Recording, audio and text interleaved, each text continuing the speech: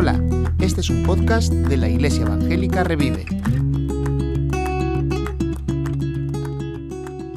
Claro, cuando tomas un capítulo de los Evangelios, tú te encuentras con situaciones, que algunas de ellas pueden tener conexión entre sí o no.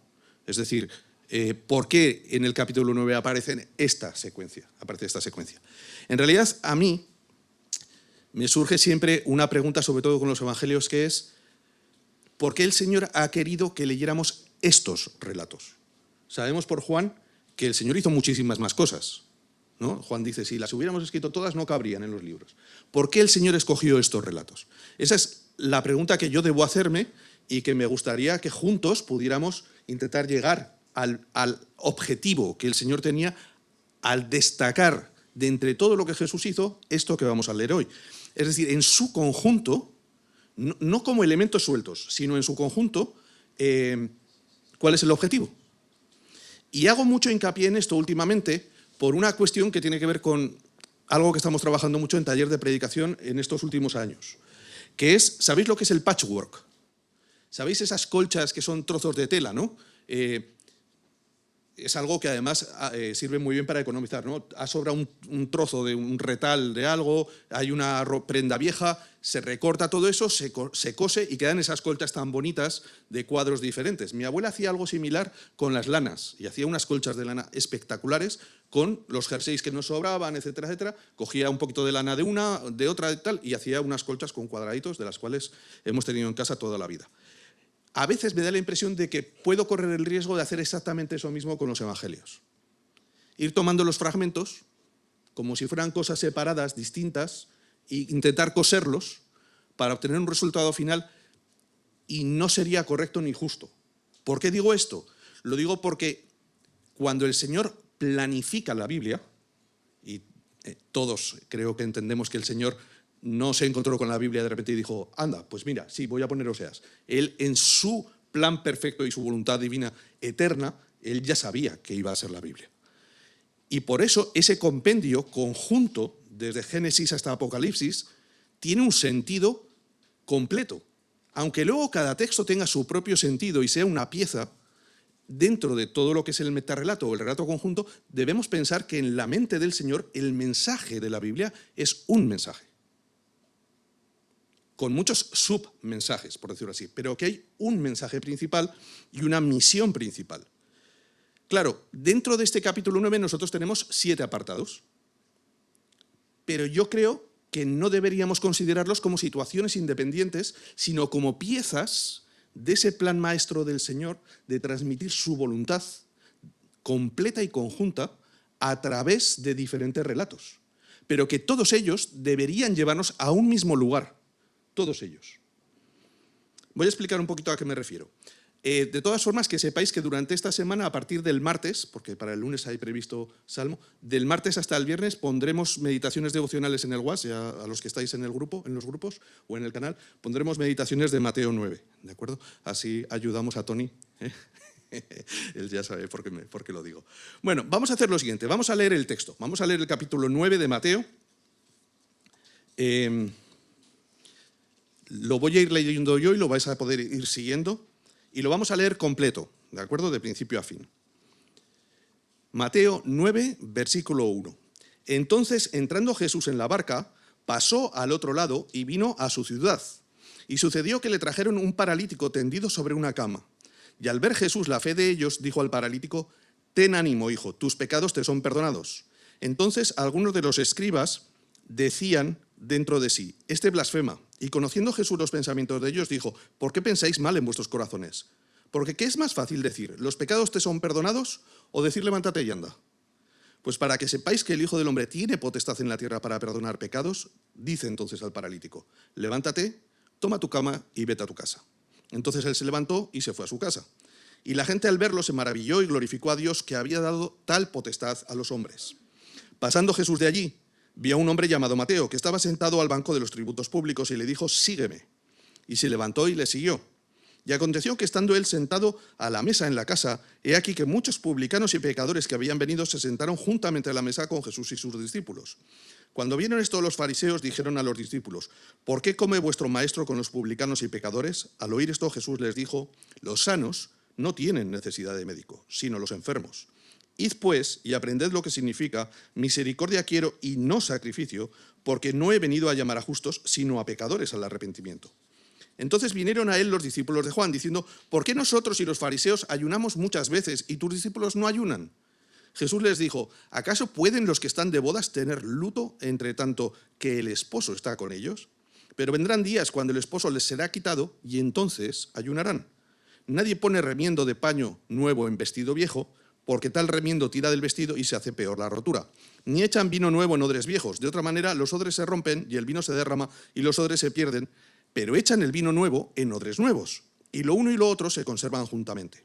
Mientras él les decía estas cosas, vino un hombre principal, y se postró ante él diciendo: mi hija acaba de morir, mas ven y pon tu mano sobre ella y vivirá. Y se levantó Jesús y le siguió con sus discípulos. Y aquí una mujer enferma de flujo de sangre desde hacía 12 años se le acercó por detrás y tocó el borde de su manto, porque decía dentro de sí: si tocares solamente su manto, seré salva. Pero Jesús, volviéndose y mirándola, dijo: ten ánimo, hija, tu fe te ha salvado. Y la mujer fue salva desde aquella hora. Al entrar Jesús en la casa del principal y viendo a los que tocaban flautas y a la gente que hacía alboroto, les dijo: apartaos, porque la niña no está muerta, sino duerme. Y se burlaban de él. Pero cuando la gente había sido echada afuera, entró y tomó de la mano a la niña, y ella se levantó. Y se difundió la fama de esto por toda aquella tierra. Pasando Jesús de allí, le siguieron 2 ciegos, dando voces y diciendo: ten misericordia de nosotros, hijo de David. Y llegado a la casa, vinieron a él los ciegos, y Jesús les dijo: ¿creéis que puedo hacer esto? Ellos le dijeron: sí, Señor. Entonces les tocó los ojos, diciendo: conforme a vuestra fe os sea hecho. Y los ojos de ellos fueron abiertos, y Jesús les encargó rigurosamente, diciendo: mirad que nadie lo sepa. Pero salidos ellos, divulgaron la fama de él por toda aquella tierra. Mientras salían ellos, he aquí le trajeron un mudo endemoniado, y echado fuera el demonio, el mudo habló, y la gente se maravillaba y decía: nunca se ha visto cosa semejante en Israel. Pero los fariseos decían: por el príncipe de los demonios, echa fuera a los demonios. Recorría Jesús todas las ciudades y aldeas, enseñando en las sinagogas de ellos y predicando el evangelio del reino, y sanando toda enfermedad y toda dolencia en el pueblo. Y al ver las multitudes, tuvo compasión de ellas, porque estaban desamparadas y dispersas, como ovejas que no tienen pastor. Entonces dijo a sus discípulos: a la verdad la mies es mucha, mas los obreros pocos. Rogad pues al Señor de la mies, que envíe obreros a su mies. Cuando tomamos todos estos textos juntos, vemos algo que es muy importante. Dios quiere que todas las personas entiendan que este mundo no funciona. Este mundo no es perfecto. Y si alguien busca la perfección en este mundo, nunca la va a encontrar. Este mundo está roto. Es un juguete roto.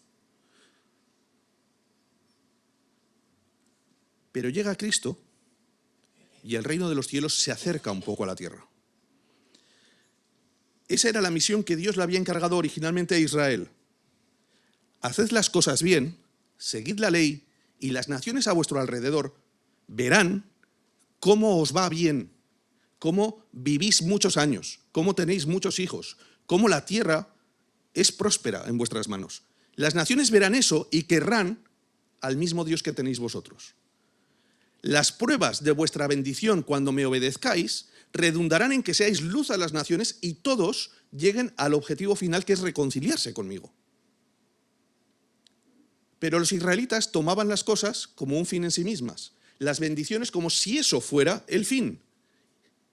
Y no lo era un medio para alcanzar a la humanidad. Entonces llega Cristo y dice: mira, el reino de los cielos se parecerá a esto. ¿Y qué hace? Empieza a sanar, elimina la enfermedad, elimina la muerte, elimina el poder del pecado. De esto vamos a ver algo a lo largo de este tiempo. Es como si fuera un tráiler de una película, ¿vale? No puedes ver todo, pero tienes un gustito de lo que va a venir.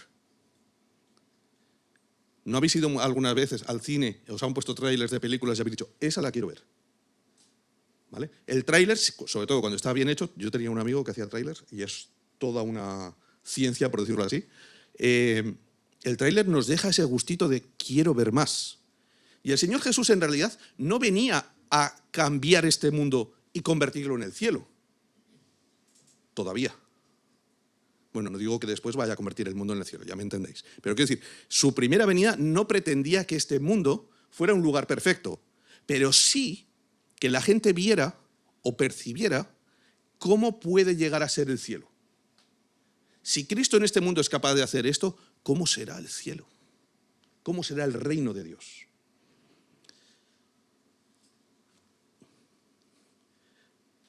Pero claro, los sanos volvían a enfermarse y finalmente morían. Y la hija de Jairo estoy seguro de que murió después. Esto lo hemos mencionado muchísimas veces. Abraham lo mencionó hace no muchos domingos. No era permanente. La muerte seguía teniendo efecto.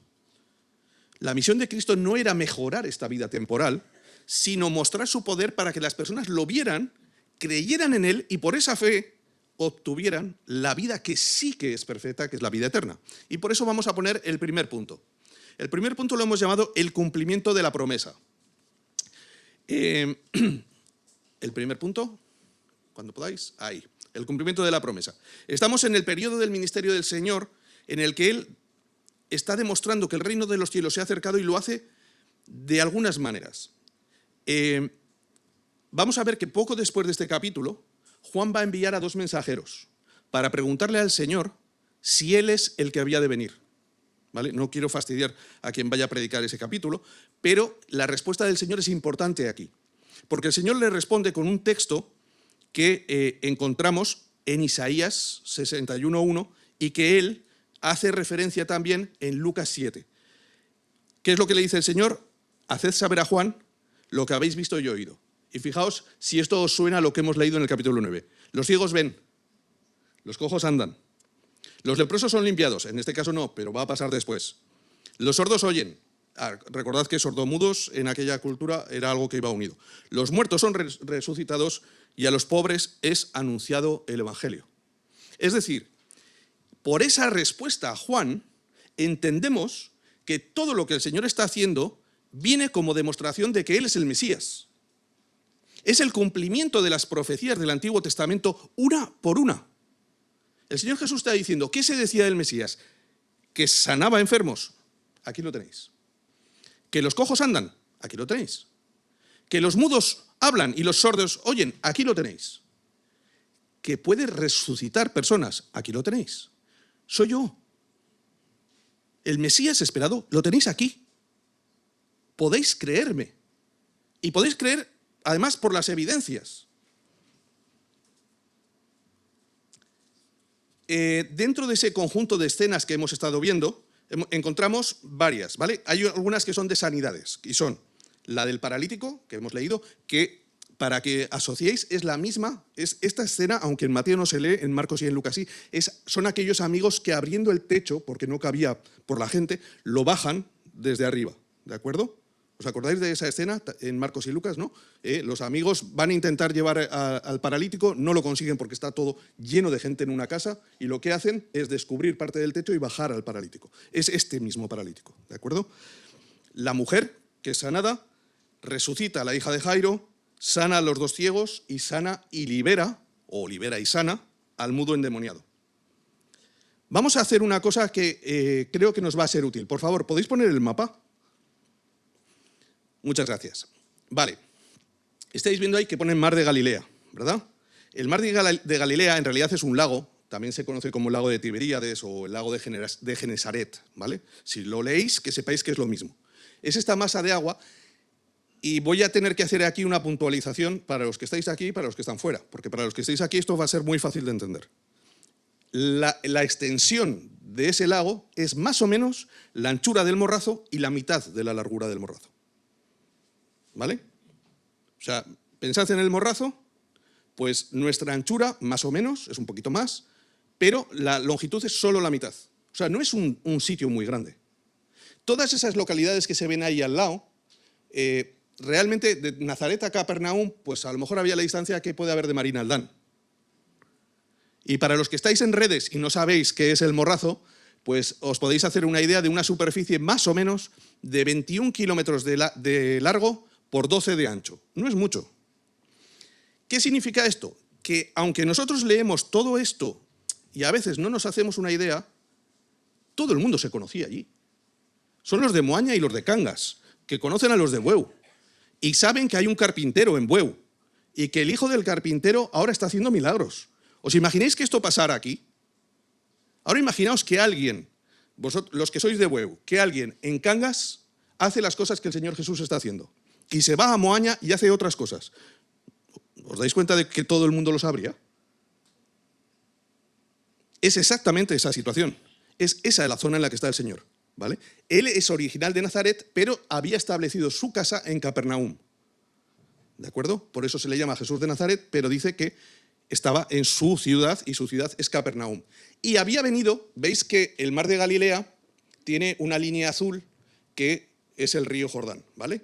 Y separa la parte izquierda de la parte derecha. La parte izquierda es, pongo muchas comillas, la parte buena de Israel, y la parte derecha era la parte mala de Israel. Cuando digo mala es que se habían dejado contaminar mucho más por todos los de afuera, y de hecho la parte buena de Israel no los consideraba muy judíos. Si os acordáis, ahí está Gadara, ¿la veis? ¿Os acordáis del endemoniado gadareno? Fue el capítulo anterior. ¿Y dónde echa el Señor al demonio? ¿Dónde se van los demonios? ¿Pero en dónde se meten? En una piara de cerdos. Ya, si los judíos no comían cerdo, ya os da una pista de que en Gadara flexibilizaban las normas, ¿no? Pero ahora el Señor vuelve, de Gadara le dicen, vete, y él vuelve a la zona buena, entre comillas. ¿Ok? Entonces él va predicando por todas las sinagogas, es como si fuera predicando por las parroquias de Bueu, de Marín, de Aldán, va a Cangas, va a Moaña, y va predicando por toda esa zona de ahí. No solo predica, el texto dice que sana a todos los enfermos. Entonces Mateo, con mucho sentido, en varias ocasiones lo que dice es que la fama de él se extiende, y lo repite hasta en 3 ocasiones en este texto. En unos casos se extiende y en otros la extiende la gente. Los ciegos lo primero que hacen es empezar a proclamarlo, y así sucesivamente. Pero no es extraño pensarlo.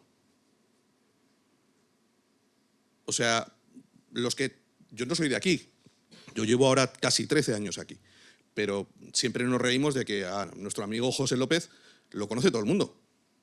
O sea, hablas con no sé quién y conoce a José López, pero es que la gente de aquí se conoce. Y allí pasaba lo mismo, siendo menos gente además, en proporción. Las poblaciones ahora son mucho mayores.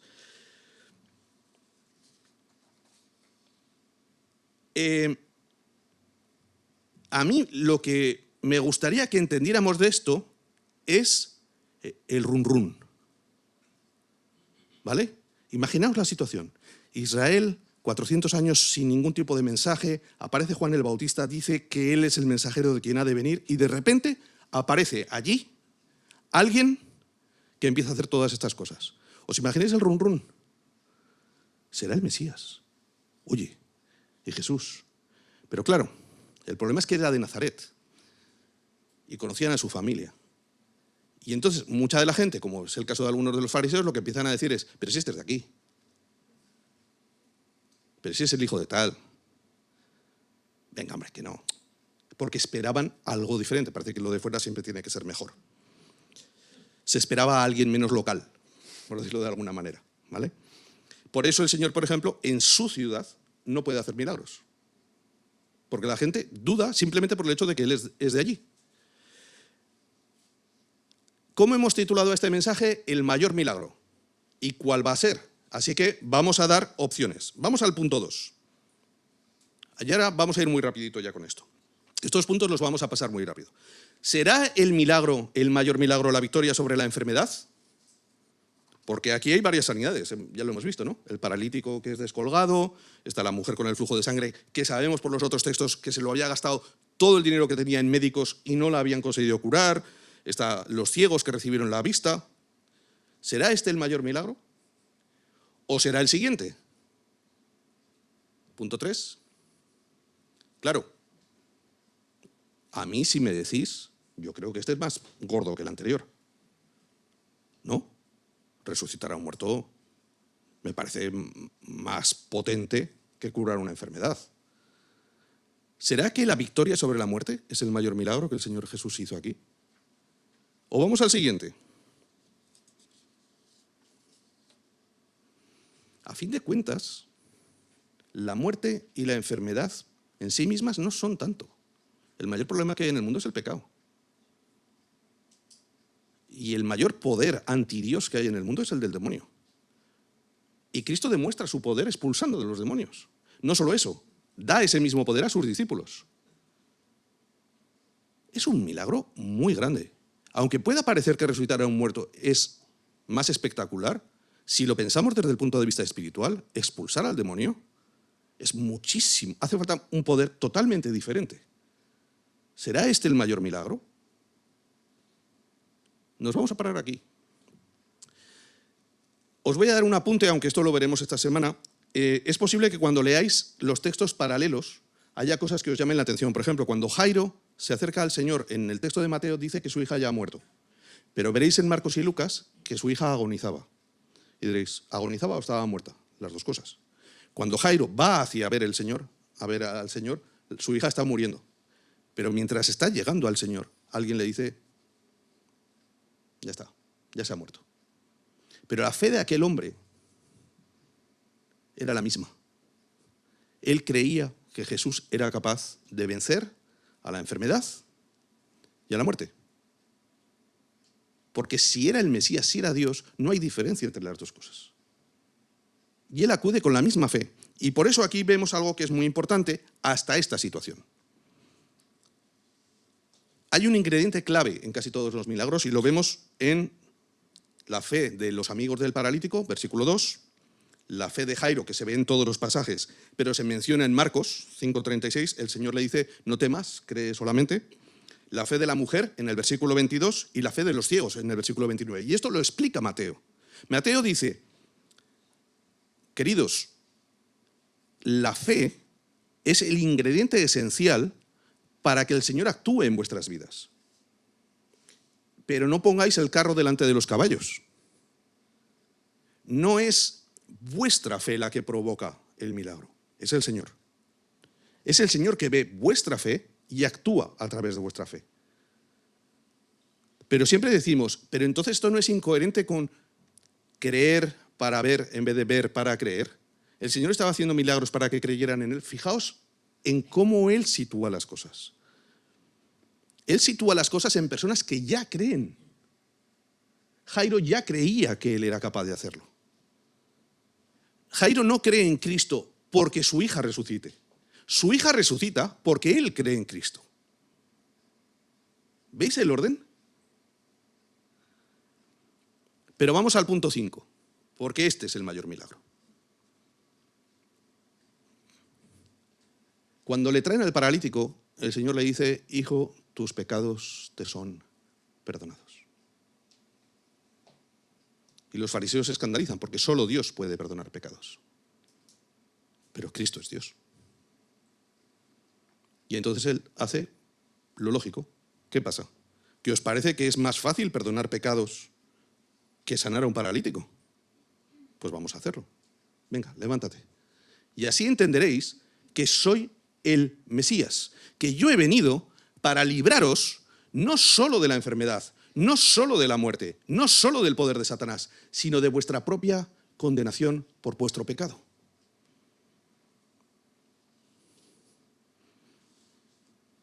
Pero aquellos hombres no lo entendían.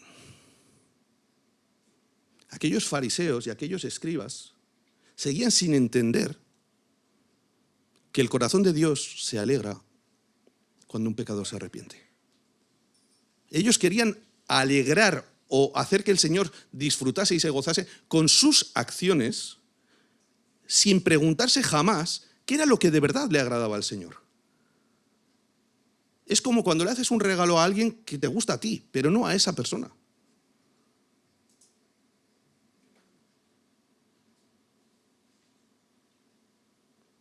Y el Señor les mira y les dice, no lo habéis entendido. No lo habéis entendido. Y esto mismo se va a repetir más adelante. Y el Señor les va a tener que contar la parábola de la oveja perdida, la de la moneda perdida y la del hijo perdido. Que normalmente la llamamos como el hijo pródigo, pero debería llamarse el hijo perdido. Y el mensaje principal de la parábola del hijo perdido no es el hijo perdido, es el hermano mayor. El hermano mayor es con quien se identifican los fariseos, que son el origen y la causa por la que el Señor relata esa parábola. Queridos, no habéis entendido el corazón de Dios. Lo que Dios desea es que los pecadores se arrepientan y puedan volver a restaurar la relación con Él. Y cuando eso sucede, en el cielo hay una fiesta inmensa. Eso es lo que realmente desea el Señor por encima de cualquier otra cosa.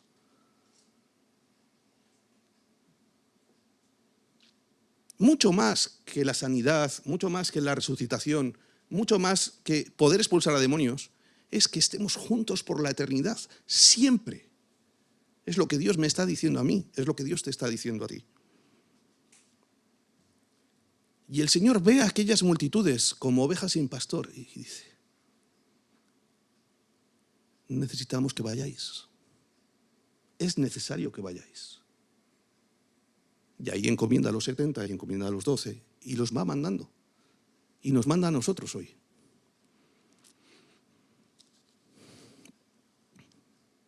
Quizá podamos responder como Isaías, lo decimos mucho, pero es que va tan al hilo de este versículo, ¿no? ¿A quién enviaremos?, dice el Señor. Y yo me pregunto,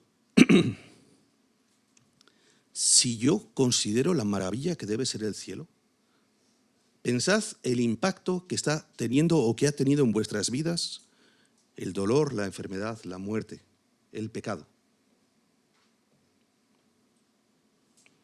Algunas cosas son serias y graves y cambian la vida de las familias. Un fallecimiento, una enfermedad grave. Pero cualquier dolor nos machaca. Yo llevo un montón de días con una contractura en el hombro y casi no puedo dormir.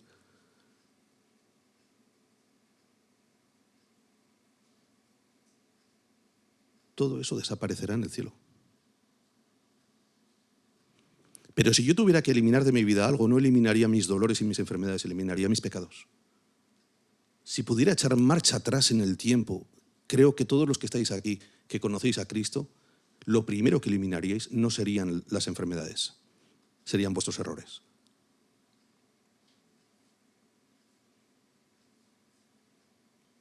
Y el Señor los quita todos. Todos. Yo quiero ese cielo.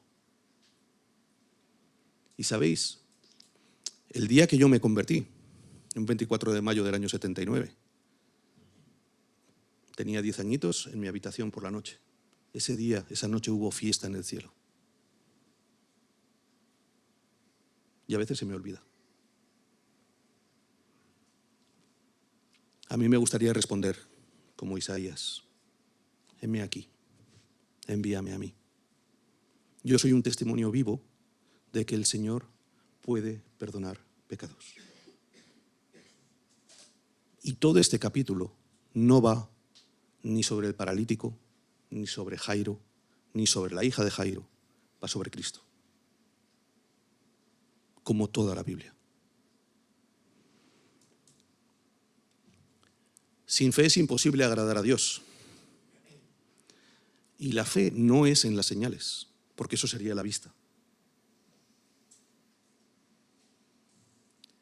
Hay un delicado equilibrio, y debo confesaros que a mí me cuesta, por mi trasfondo, entre el milagro para ver o el creer para el milagro. Parece que a veces tenemos tanto miedo de que el Señor no responda a nuestras oraciones como esperamos, que me da la impresión de que a veces ponemos como excusa que los milagros eran de otro tiempo. Por supuesto que no estoy hablando de los shows de milagros, pero el Señor es el mismo. Claro que va a haber enfermedad en este mundo, claro que va a haber muerte en este mundo, pero tenemos un Dios que es poderoso y que podemos clamar con fe en nuestras reuniones de oración y en nuestros momentos devocionales en todo el día: Señor, cura esta enfermedad. Pero sobre todo, deberíamos clamar y anunciar: Señor, restaura esta vida.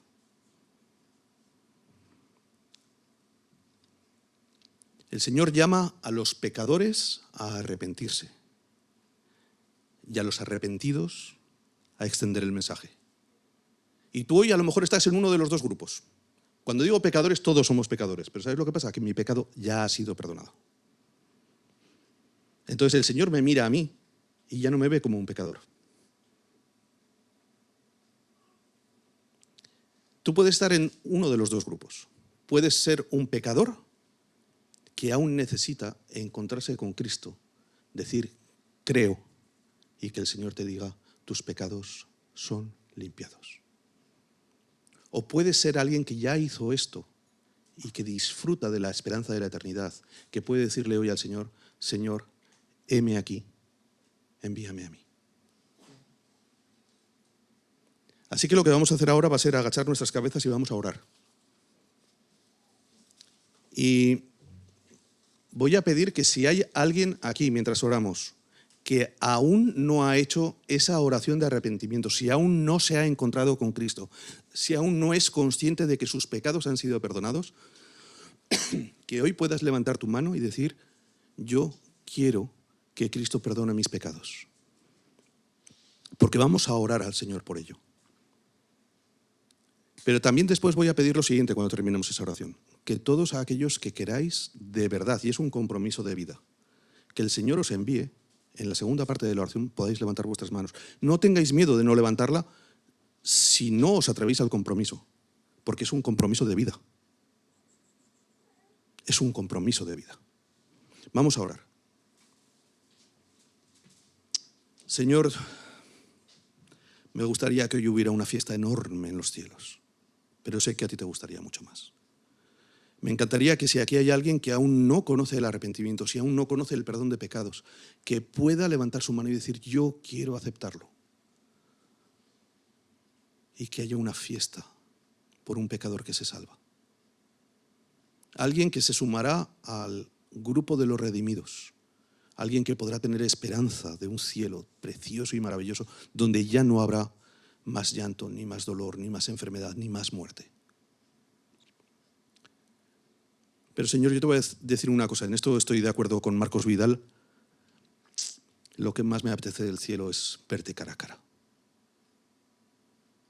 Todo lo demás será maravilloso, pero estar contigo toda la eternidad. Señor, yo quiero eso. Y si hay alguien aquí que lo desea de verdad, Señor, toca su corazón y haz que se entregue a ti. Y a todos los demás, a aquellos que ya nos has redimido, Señor. Pon en nuestro corazón el deseo de comprometernos a ser esos obreros que tú envíes a tu mies. Y que todos aquellos que ahora deseen comprometerse contigo, que lo puedan hacer, Señor. Que puedan levantar sus manos y decir, Señor, heme aquí, envíame a mí.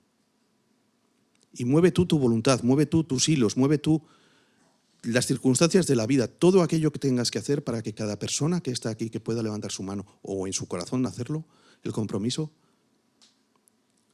pueda ver cómo los envías, cómo nos envías a ser mensajeros del Evangelio. A decirle a esta humanidad que tenemos a nuestro alrededor, existe el perdón de pecados, reconcíliate con Dios. Señor, acepta cada compromiso y que tu Espíritu Santo cambie nuestras vidas para salvación y para comisión, Señor. En el nombre de tu Hijo. Amén. Gracias por escuchar este podcast. Si quieres contactar con nosotros, escríbenos a iglesiaevangelicarevive@gmail.com. Puedes encontrarnos en Facebook, Instagram y YouTube.